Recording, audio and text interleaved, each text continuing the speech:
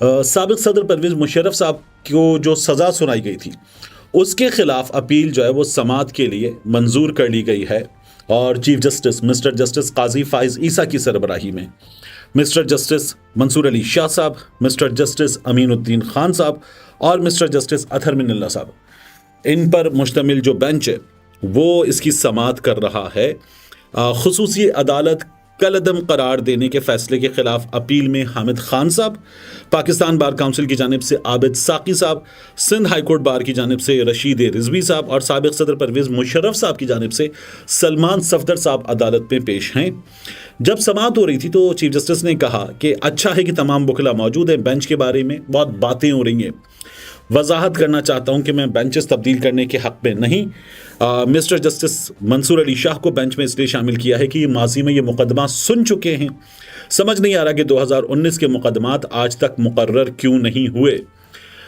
ये परवेज़ मुशर्रफ साहब का जो मामला है ना, मैं यहीं पर रुक जाता हूँ और मैं आपसे अर्ज़ करूँ कि काजी फाइज ईसा साहब मरहूम और डिक्टेटर थे। परवेज़ मुशर्रफ तो डिक्टेटर थे, आइन शिकन थे तो आइन शिकन थे, आइन तोड़ना गलती थी तो थी, और परवेज़ मुशर्रफ ने एक से ज़्यादा बार आइन तोड़ा तो गलत किया लेकिन मरहूम हो चुके, गुजर चुके।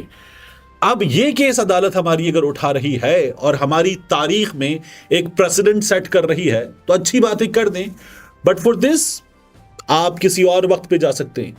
अभी अरशद शरीफ शहीद के लवाहिकीन को, अरशद शरीफ शहीद को अपना इंसाफ चाहिए, हिसाब चाहिए, लेकिन वो इंसाफ तो नहीं मिल रहा, वो हिसाब तो नहीं मिल रहा। हमारे यहाँ तो ये मजाक हो रहा है कि उनकी वालदा की दरख्वास्त एंटरटेन नहीं की गई। हमारे यहाँ तो ये मजाक हो रहा है कि साबिक वज़ीर आज़म की दरख्वास्त एंटरटेन नहीं की गई। हमारे यहाँ तो ये मजाक हो रहा है काजी फाइज ईसा साहब आपकी अदालतों में, निचली अदालतों में, कि बाकायदा कहा जा रहा है कि वो तो आपको नहीं छोड़ेंगे। हमारे यहाँ तो ये हो रहा है कि एक शख्स गिरफ्तार रहा 20 बार हो चुका, एक खातून गिरफ्तार रहा 6 बार हो चुका, और वहां पर आईजी अदालत में खड़ा होकर कहता है जनाब मिलता रहेगा सबूत, गिरफ्तार करते रहेंगे। ये चल रहा है। परवेज़ मुशर्रफ साहब के केस में मुझे ये बताइए कि परवेज़ मुशर्रफ डिक्टेटर थे, आइन शिकन थे, ये गलती है, लेकिन क्या परवेज़ मुशर्रफ गद्दार था? परवेज़ मुशर्रफ ने जो किया था, उस वक्त वो तैयारा हवा में उड़ता रहता, उतरने की इजाजत ना मिलती तो जो तैयारे में सैकड़ों लोग थे वो जान से जाते तो कौन जिम्मेदार होता? कौन था जिसने कहा था कि जमीन पे नहीं उतर सकता? और अगर परवेज़ मुशर्रफ का एहतिसाब करना है कि वो डिक्टेटर था तो ज़िया-उल हक का एहतिसाब नहीं करना, याह्या खान का एहतिसाब नहीं करना, अयूब खान का एहतिसाब नहीं करना, क्योंकि इस वक्त मियां नवाज शरीफ को इससे प्रॉब्लम है तो इसका एहतिसाब करना है। हमारी अदालतों में हमें यही नजर आ रहा है कि हर इंसाफ जो है वो मियां नवाज शरीफ को मिलता हुआ नजर आ रहा है। तो एहतिसाब करना है तो डिक्टेटर का एहतिसाब कीजिए। हमारे यहां ताकतवर डिक्टेटर को सजा हो जाए, नथिंग लाइक इट, लेकिन क्या हम इस मुल्क में ये फैसले देंगे कि लटकाओ उसकी लाश कब्र से निकालकर डी चौक पर 3 दिन क्रेन के साथ?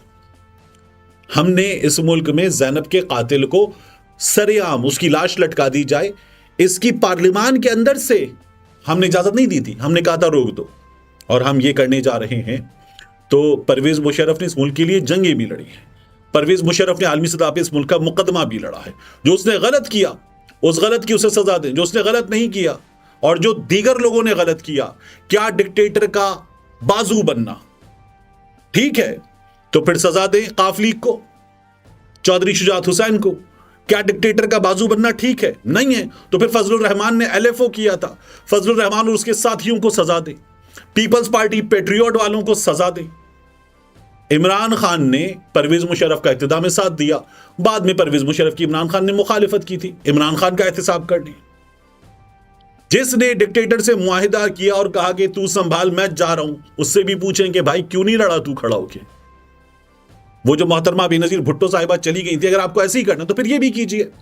तो हमारे यहाँ बहुत कुछ है जो हमें करना है। ज़िया-उल हक का, उस डिक्टेटर का साथ देने वाले, उस डिक्टेटर के लिए बाकायदा अपने रूहानी वालिद का दर्जा देने वाले, उनका भी एहतिसाब कीजिए। तो एहतिसाब करना है तो फिर हमें ऐसे करना होगा, वरना हम अगर लाशों का एहतिसाब करने पर आ गए और लाशों के, शहीदों के लवाहिकीन को इंसाफ नहीं देंगे, अरशद शरीफ को इंसाफ नहीं देंगे, तो फिर सवाल उठेंगे काजी फाइज साहब आपकी अदालत की तरफ। और ये सवाल जो है ये जवाब मांगते हैं, ये लोग जवाब मांगते हैं और लोग जवाब मांगेंगे, और हम जवाब मांगेंगे। हमारा भाई शहीद हुआ है तो हम तो जवाब मांगेंगे, ये जवाब हमें चाहिए।